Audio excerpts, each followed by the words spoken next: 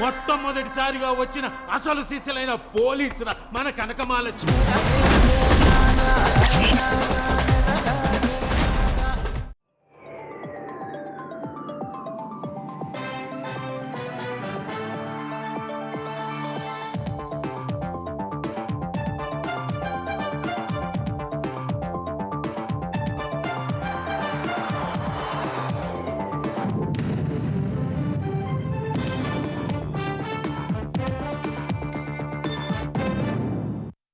నమస్కారం, ETV news కు స్వాగతం. ముఖ్యాంశాలు.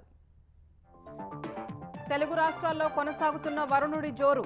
వాగులు పొంగి పలు ప్రాంతాలకు నిలిచిన రాకపోకలు. జల దిగ్బంధంలోనే లోతట్టు కాలనీలు. తెలంగాణలో భూములకు భూదార్ కేటాయించేందుకు ప్రణాళికలు. నెలాఖరులోగా ఇందిరమ్మ ఇళ్ల ప్రారంభోత్సవాలు చేయాలని రేవంత్ ఆదేశాలు. కోదండరాం, ఆమిర్ అలీఖాన్ ఎమ్మెల్సీ నియామకం రద్దు. సుప్రీంకోర్టు ఉత్తర్వులు. తుది ఆదేశాలకు లోబడి మరోసారి నియమితులు కావచ్చని స్పష్టీకరణ. నేడు పులివెందుల ఒంటిమిట్ట జడ్పీటీసీ ఉప ఎన్నికల ఫలితాలు. కేంద్ర బలగాల భద్రతలో మరోసారి నిర్వహించాలన్న జగన్ వ్యాఖ్యలపై టీడీపీ మండిపాటు. ప్రోత్సాహకాలు ఇవ్వకపోతే కంపెనీలు ఎలా వస్తాయన్న హైకోర్టు. నామమాత్రపు ధరకు భూ కేటాయింపులపై చిన్నచూపు తగదని స్పష్టీకరణ. ఓట్ల చోరీ విమర్శలపై అధికార విపక్షాల మధ్య తీవ్రమైన మాటల యుద్ధం. రాహుల్, ప్రియాంక అలాగే గెలిచారన్న బీజేపీ. రాజీనామాకు డిమాండ్. ఉక్రెయిన్ యుద్ధంపై పుతిన్కు ట్రంప్ అల్టిమేటం. రేపటి ద్వైపాక్షిక సమావేశం తర్వాత ఆపేయాలని వ్యాఖ్య. లేదంటే తీవ్ర పరిణామాలుంటాయని హెచ్చరిక.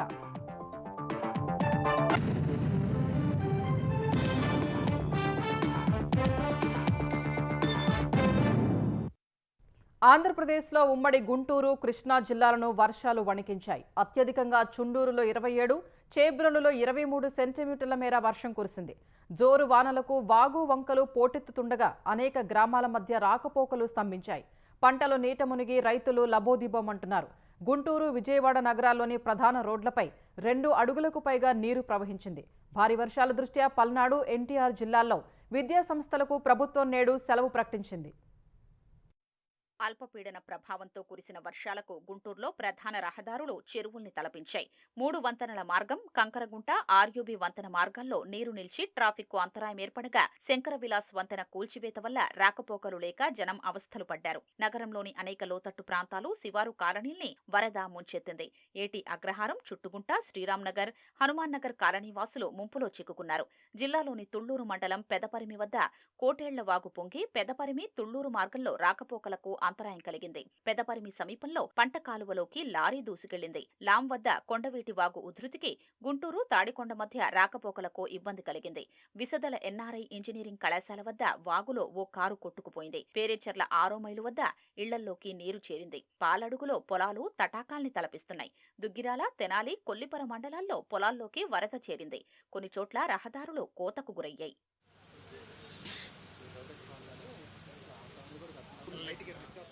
పొన్నూరు నియోజకవర్గంలోనూ వర్షం ఉణికించింది. పొన్నూరు ఆర్టీసీ డిపో వద్ద మోకాళ్ల లోతు నీరు నిలిచింది. పెదకాకాని వై జంక్షన్ వద్ద రహదారిపై ప్రయాణికులు అవస్థలు పడ్డారు. నారాకోడూరులో జిల్లా పరిషత్ ఉన్నత పాఠశాల పరిసరాలు నీట మునిగాయి. రామలింగేశ్వర స్వామి ఆలయాన్ని వరద ముంచెత్తింది. బాపట్ల జిల్లాలోనూ విస్తారంగా వర్షాలు పడ్డాయి. చీరాల, వేటపాలెం, చినగంజాం, పర్చూరు, కారంచేడుల్లో 2 రోజులుగా దంచి కొడుతున్నాయి. చీరాలలో ప్రధాన రహదారులు జలమయమై చిరు వ్యాపారులు, వాహనదారులు ఇబ్బంది పడ్డారు. కారంచేడులో లోతట్టు కారణిల్లోకి నీరు చేరింది. భట్టిప్రోలు, కొల్లూరు, వేమూరు మండలాల్లో పొలాలు చెరువుల్లా మారాయి. పల్నాడు జిల్లాలోనూ కుండపోత వానపడగా గురజాల నియోజకవర్గంలో నక్కలవాగు పోటెత్తుతోంది. పెదకూరపాడు నియోజకవర్గంలో వాగులు, వంకలు పొంగిపొర్లాయి. పరస, గుంటూరు మార్గంలో రాకపోకలకు అంతరాయం ఏర్పడింది. సత్తెనపల్లి, అమరావతి మార్గంలో రాకపోకలకు ఇబ్బంది కలిగింది. బెల్లంకొండ, ఎర్రబాలెం మేజర్ కాలువ పొర్లి వరి పొలాల్ని ముంచెత్తింది. అచ్చంపేట విద్యుత్ ఉపకేంద్రం భవనంలోకి వరద చేరింది. కొండమోడు దగ్గర పోతులవాగులో ఓ మృతదేహం వరదకు కొట్టుకొచ్చింది.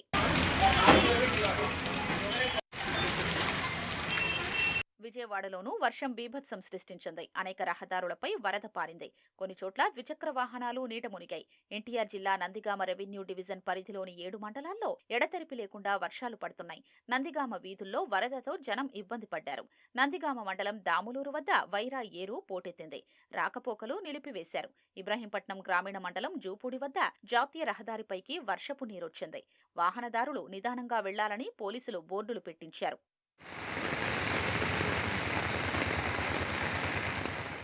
కోనసీమ జిల్లా ముమ్మిడివరం సఖినేటిపల్లెలో వర్షాలకు రోడ్లు జలమయమయ్యాయి. ముమ్మిడివరం ఎంపీడీఓ కార్యాలయం ఎదురుగా ఉన్న రహదారిపై చెట్టు విరిగి పడింది. రెవెన్యూ కార్యాలయం పోలీస్ స్టేషన్లోకి వర్షపు నీరు చేరింది. కొండాలమ్మ చింత ప్రాంతంలో ఇళ్లల్లోకి నీరు చేరింది. ఏలూరులో ఎడతెరిపి లేని వర్షానికి లోతట్టు ప్రాంతాలు నీట మునిగాయి. నంద్యాల జిల్లా బండి ఆత్మకూరు వద్ద రమణారెడ్డి అనే వ్యక్తి కుందు నదిలో పడి మృతి చెందాడు. నంద్యాల సమీపంలో మృతదేహాన్ని వెలికి తీశారు. ఆత్మకూరు కొత్తపల్లి మండలాల మధ్య భవనాసి వాగు ఉప్పొంగి వంతెనపై నీరు ప్రవహించింది. 20 గ్రామాలకు రాకపోకలు నిలిచాయి. తెలంగాణ వ్యాప్తంగా విస్తారంగా వర్షాలు కురుస్తున్నాయి. ఉమ్మడి నల్గొండ, రంగారెడ్డి జిల్లాల్లో వాగులు, వంకలు పొంగి పొర్లుతున్నాయి. సూర్యాపేట జిల్లాలోని పలు పట్టణాల్లో లోతట్టు కాలనీలు జలదిగ్బంధనంలో చిక్కుకున్నాయి. పంటలు నీట మునిగి చెరువుల్ని తలపించాయి. ఇవాళ మెదక్, సంగారెడ్డి, వికారాబాద్ జిల్లాల్లో భారీ నుంచి అతి భారీ వర్షాలు కురుస్తాయంటూ వాతావరణ విభాగం రెడ్ అలర్ట్ జారీ చేసింది. పలు జిల్లాల్లో పాఠశాలలకు సెలవులు ప్రకటించిన అధికారులు ప్రత్యేక కంట్రోల్ రూమ్ల ద్వారా పరిస్థితిని సమీక్షిస్తున్నారు. జోరు వానలకు ఉమ్మడి నల్గొండ జిల్లా తడిసి ముద్దవుతోంది. చెరువులు మత్తళ్లు దూకుతుండగా రాకపోకలకు అంతరాయం ఏర్పడుతోంది. మిర్యాలగూడ నియోజకవర్గంలో చెరువులు, వాగులు పొంగి పొర్లుతున్నాయి. వేములపల్లి మండలంలో అమనగల్లు చెరువు అలుగుపోస్తుండగా భీమరాం, సూర్యాపేట ప్రాంతాలకు రాకపోకలు నిలిచిపోయాయి. అడవిదేవరపల్లి, మిర్యాలగూడ మధ్యలోనూ వాగులు పొంగి పొర్లాయి. తడకమల్ల వద్ద పోలీసులు భారీ గేట్లు పెట్టి రాకపోకల్ని నిలిపివేశారు. సూర్యాపేట జిల్లాలో వర్షాలు దంచికొడుతున్నాయి. కోదాడ మండలం తోగర్రాయి, కూచిపూడి వద్ద అంతరగంగా వాగు ఉధృతంగా ప్రవహిస్తుండగా కోదాడలోని తులసీనగర్, షిరిడి సాయినగర్ను వరద చుట్టుముట్టింది. పులిచింతల నుంచి వజీనేపల్లి వెళ్లే దారిలో వాగులు పొంగి పొర్లుతున్నాయి. వరద ప్రవాహాన్ని అంచనా వేయక ఓ వాహనదారుడు వాగు దాటే ప్రయత్నం చేసి అందులో చిక్కుకుపోయాడు. స్థానికుల సాయంతో క్షేమంగా బయటకొచ్చాడు. ద్విచక్ర వాహనం వాగులోనే కొట్టుకుపోయింది. యాదాద్రి భువనగిరి జిల్లాలో మూసీ నది ఉధృతంగా ప్రవహిస్తోంది. లో లెవెల్ వంతెనల వద్ద వరద ప్రవాహం ఎక్కువగా ఉండగా అనేక ప్రాంతాలకు రాకపోకలు నిలిచిపోయాయి. పోలీసులు లో లెవెల్ వంతెన వద్ద భారీ గేట్లు ఏర్పాటు చేశారు. ప్రమాదకర పరిస్థితులు ఉన్నచోట పహారా కాస్తున్నారు. రంగారెడ్డి జిల్లా కొందుర్గు మండలంలో నిన్న సాయంత్రం నుంచి కురిసిన వానకు వాగులు ఉరకలెత్తుతున్నాయి. పొంగుతున్న వాగుల ధాటికి ఉమ్మెంత్యాల, లాలాపేట్, ఎంకిర్యాల, తంగెళ్లపల్లి, గంగన్నగూడ, తుమ్మలపల్లి, లాచ్యంపేట్, చౌదరిగూడెం, రావిర్యాల, తుంపల్లి గ్రామాలకు రాకపోకలు నిలిచిపోయాయి. కేశంపేట మండలంలోని పాటిగడ్డ, కేశంపేట, లేమామిడి, కాకునూరు గ్రామాల్లోనూ వాగులు ఉధృతంగా ప్రవహిస్తున్నాయి. ఎంకిర్యాల వాగు వద్ద పోలీసులు నిఘా ఏర్పాటు చేశారు. మహేశ్వరం నియోజకవర్గం రావిర్యాల చెరువు పూర్తిగా నిండి అలుగు రోడ్డుపై పారుతోంది. తుక్కుగూడ రోడ్డుపై రాకపోకల్ని నిలిపివేశారు. వికారాబాద్లోనూ నస్కల్, బూరుగుపల్లి వాగుల్లో వరద ప్రవాహం అధికంగా ఉంది. పరిగి, వికారాబాద్, నస్కల్ మీదుగా వెళుతున్న రహదారిపై రాకపోకలు నిలిపివేశారు. వికారాబాద్లోని పాత పోస్టాఫీసు రోడ్డుపై భారీగా వర్షపు నీరు నిలిచి స్థానికులు ఇబ్బంది పడుతున్నారు.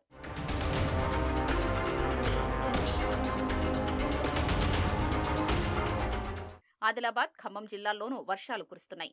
రెవెన్యూ, పోలీస్, పంచాయతీ కార్యదర్శులు అప్రమత్తంగా ఉండి ఎప్పటికప్పుడు సమాచారం అందించాలని కలెక్టర్లు ఆదేశించారు. తెలంగాణ వ్యాప్తంగా భూములకు భూదార్ నెంబర్లు కేటాయించేందుకు అవసరమైన ప్రణాళికలు రూపొందించాలని ముఖ్యమంత్రి రేవంత్ రెడ్డి అధికారుల్ని ఆదేశించారు. కమాండ్ కంట్రోల్ సెంటర్లో రెవెన్యూ, గృహ నిర్మాణ శాఖలపై సమీక్ష నిర్వహించిన సీఎం వారసత్వ, ఇతర మ్యూటేషన్ల కోసం రెవెన్యూ సదస్సుల్లో వచ్చిన దరఖాస్తులను త్వరగా పరిష్కరించాలని సూచించారు. లైసెన్స్డ్ సర్వేయర్లు సర్వే చేసిన తర్వాత రెగ్యులర్ సర్వేయర్లు వాటిని పరిశీలించేలా చూడాలని సీఎం ఆదేశించారు. కోర్ అర్బన్ ఏరియాలో నూతనంగా నిర్మించనున్న 10 సబ్ రిజిస్ట్రార్ కార్యాలయాల నమూనాలను సీఎం పరిశీలించారు. సబ్ రిజిస్ట్రార్ కార్యాలయాల్లో పార్కింగ్, క్యాంటీన్, ఇతర మౌలిక వసతులు ఉండాలన్నారు. ప్రజలకు స్నేహపూర్వక వాతావరణంలో సౌకర్యవంతంగా ఉండేలా చూడాలని సీఎం సూచించారు. రాష్ట్ర వ్యాప్తంగా పెద్ద సంఖ్యలో ఇందిరమ్మ ఇళ్ల నిర్మాణం పూర్తయిందని సీఎంకు అధికారులు తెలిపారు. ఈ నెలాఖరులోగా ఇందిరమ్మ ఇళ్ల ప్రారంభోత్సవానికి ఏర్పాట్లు చేయాలని రేవంత్ రెడ్డి సూచించారు. హైదరాబాద్లో హౌసింగ్ బోర్డుతో జాయింట్ వెంచర్గా ఉన్న ప్రాజెక్టులోని సమస్యల్ని త్వరగా పరిష్కరించాలని అధికారుల్ని ఆదేశించారు. ప్రొఫెసర్ కోదండరాం, ఆమీర్ అలీఖాన్లను ఎమ్మెల్సీలుగా నియమిస్తూ తెలంగాణ గవర్నర్ తీసుకున్న నిర్ణయాన్ని సుప్రీంకోర్టు రద్దు చేసింది.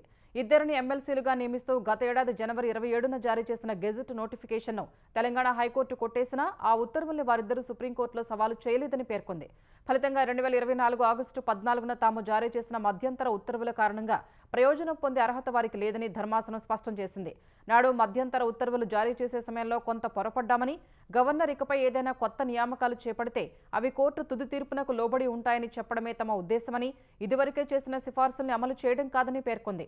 అందువల్ల ఇప్పుడు హైకోర్టు తీర్పును సవాలు చేస్తూ దాసోజు శ్రవణ్, కుర్రా సత్యనారాయణ దాఖలు చేసిన పిటిషన్లను పరిగణనలోకి తీసుకుని 2024 ఆగస్టు 14న జారీ చేసిన మధ్యంతర ఉత్తర్వుల్ని సవరిస్తున్నట్లు ప్రకటించింది.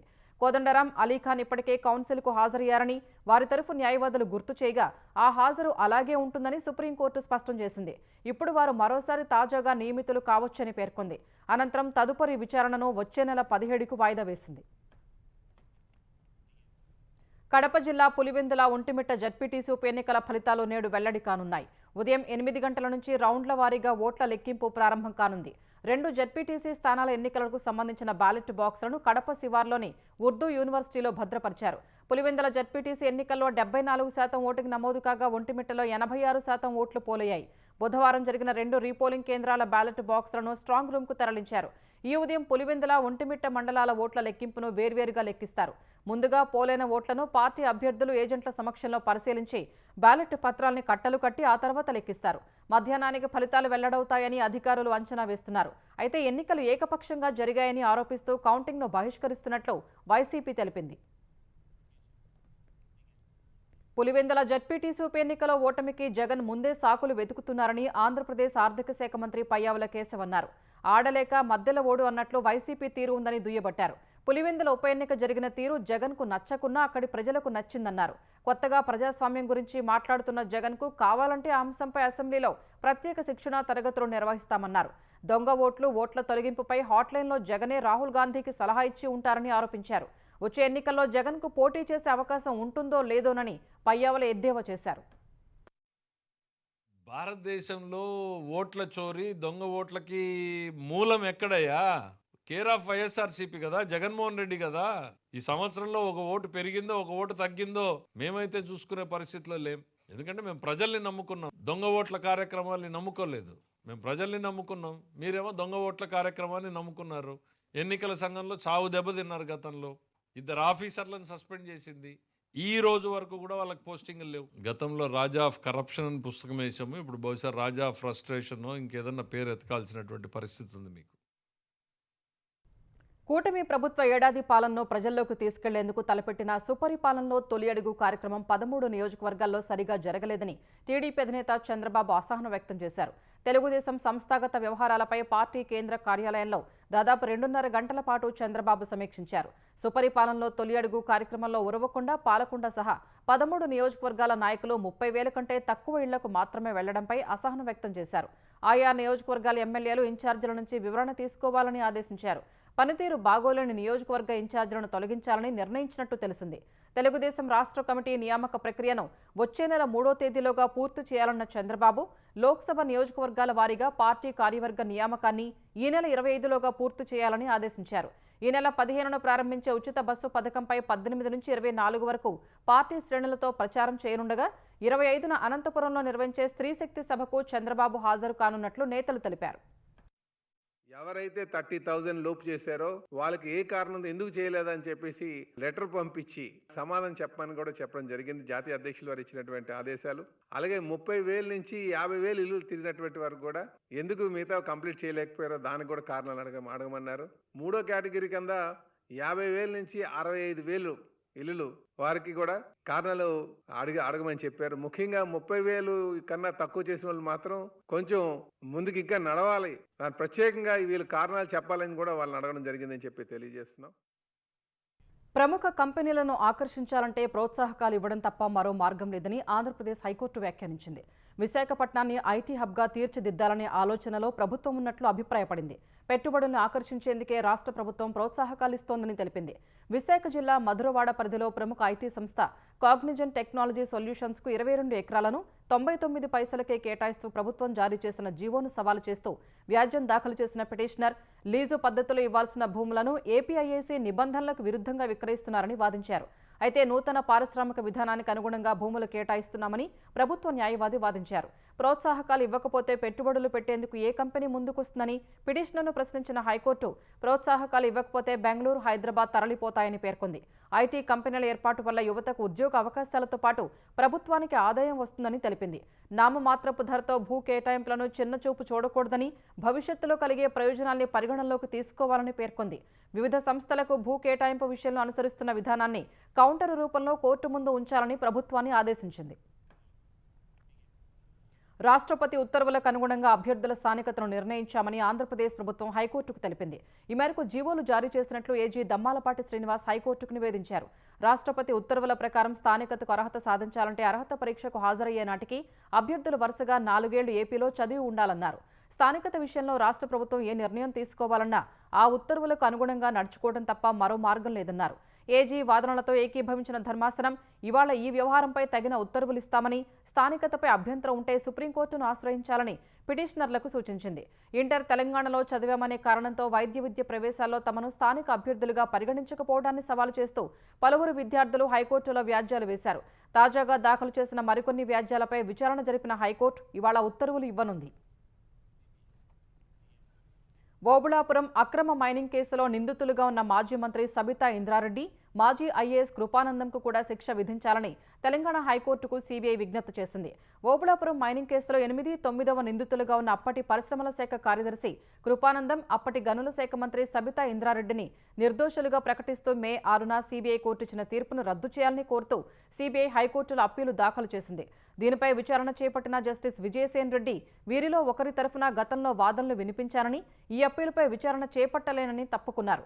అప్పీలుపై విచారణను సోమవారానికి వాయిదా వేస్తూ సంబంధిత న్యాయమూర్తి ముందు ఫైలు ఉంచాలని రిజిస్ట్రీని ఆదేశించారు.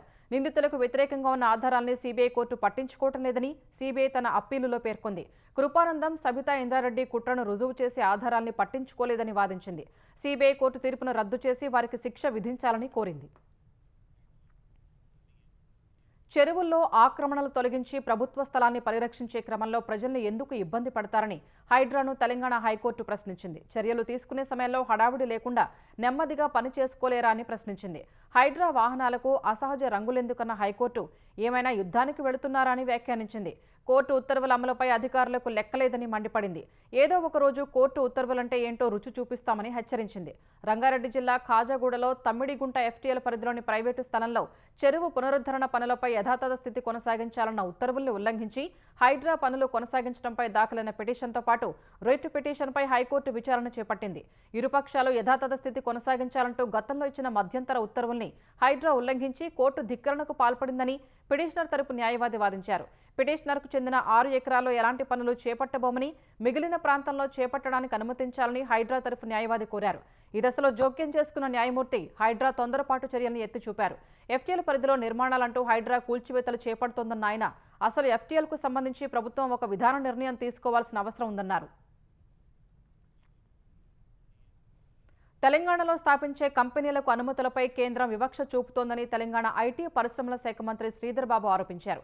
ఏపీకి ప్రాజెక్టుల్ని కేటాయించి తెలంగాణను పక్కన పెడుతోందని ఆక్షేపించారు. ప్రపంచ స్థాయి అధునాతన ప్యాకేజింగ్ కంపెనీ ఏర్పాటుకు తెలంగాణ ప్రభుత్వం అన్ని ఏర్పాట్లు చేసినప్పటికీ కేంద్ర మంత్రివర్గం అనుమతి ఇవ్వలేదని మంత్రి చెప్పారు. మహేశ్వరంలో 10 ఎకరాల విలువైన భూమి కేటాయించడం సహా సబ్సిడీలకు అనుమతి ఇచ్చామని, అన్ని అనుమతుల్ని రికార్డు స్థాయిలో ఇచ్చినప్పటికీ తెలంగాణపై కేంద్రం వివక్ష చూపుతోంది అనడానికి ప్రత్యక్ష నిదర్శనమని శ్రీధర్ బాబు వివరించారు. ఏపీలో మాత్రం భూ కేటాయింపు లేని కాగితాలకే పరిమితమైన ప్రాజెక్టులకు అనుమతులు ఇచ్చిందని ఆక్షేపించారు. ఇలాంటి చర్యలతో అంతర్జాతీయ పెట్టుబడిదారులకు కేంద్రం ఎలాంటి సందేశాన్ని ఇవ్వాలనుకుంటోందని మంత్రి ప్రశ్నించారు. ఇలాంటి రాజకీయ నిర్ణయాలు తెలంగాణ అభివృద్ధికి ఆటంకం కలిగిస్తాయని ఆవేదన వ్యక్తం చేశారు. తెలంగాణ ఐటీ పరిశ్రమల శాఖ మంత్రి శ్రీధర్ బాబుకు అరుదైన గౌరవం దక్కింది. అనలిటిక్స్ ఇండియా మ్యాగజైన్ తాజాగా ప్రకటించిన India 100 most influential people in AI 2025 జాబితాలో ఆయనకు చోటు లభించింది. సమర్థ నాయకత్వం, నూతన ఆవిష్కరణలకు ప్రోత్సాహమిస్తూ భారత్ను కృత్రిమ మేధ రంగంలో అగ్రగామిగా తీర్చిదిద్దేందుకు కృషి చేస్తున్న వ్యక్తులకు ఇందులో చోటు కల్పించారు. విధాన రూపకర్తల విభాగంలో మంత్రి శ్రీధర్ బాబుతో పాటు కేంద్ర మంత్రులు అశ్విని వైష్ణవ్, పీయూష్ గోయల్, కేంద్ర మాజీ మంత్రి రాజీవ్ చంద్రశేఖర్, నీతి ఆయోగ్ మాజీ సీఈఓ అమితాబ్ కాంత్ వంటి ప్రముఖుల్ని ఎంపిక చేసినట్లు నిర్వాహకులు ప్రకటించారు. ఏఐ రంగంలో తెలంగాణను ఇతర రాష్ట్రాలకు ఆదర్శంగా తీర్చిదిద్దుతున్నారని, అందుకే శ్రీధర్ బాబును ఈ జాబితాలో చేర్చినట్లు అనలిటిక్స్ ఇండియా మ్యాగజైన్ నిర్వాహకులు తెలిపారు. గుడ్ గవర్నెన్స్, నూతన ఆవిష్కరణలు, సురక్షితమైన డేటా షేరింగ్ను ప్రోత్సహించేలా దేశంలోనే తొలిసారిగా ఏఐ ఆధారిత తెలంగాణ డేటా ఎక్స్చేంజ్ను ప్రారంభించేందుకు చొరవ చూపారని ప్రశంసించారు. తెలంగాణను అంతర్జాతీయ ఏఐ కేంద్రంగా తీర్చిదిద్దేలా పగడ్బందీ కార్యాచరణతో ముందుకెళ్తున్నట్లు శ్రీధర్ బాబు తెలిపారు.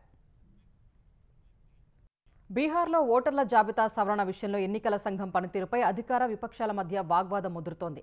స్వతంత్ర వ్యవస్థల్ని కేంద్రం గుప్పిట్లోకి తీసుకుంటోందని విపక్షం ఆరోపిస్తోంది. ఓట్ల చోరీపై ఇక ప్రజల్లోకి వెళ్లి పోరాడతామని, దీనిని ప్రజా ఉద్యమంగా మార్చబోతున్నామని కాంగ్రెస్ ప్రకటించింది. ఇవాళ జిల్లా కేంద్రాల్లో లోక్తంత్ర బచావో ర్యాలీలు నిర్వహిస్తామని తెలిపింది. రాహుల్, ఇండియా కూటమిలోని ఇతర నేతలు బీహార్ వెళ్లి ఈ నెల 17 నుంచి ఓట్ అధికార్ యాత్రను నిర్వహిస్తారని ఏఐసీసీ ప్రధాన కార్యదర్శి కేసీ వేణుగోపాల్ తెలిపారు.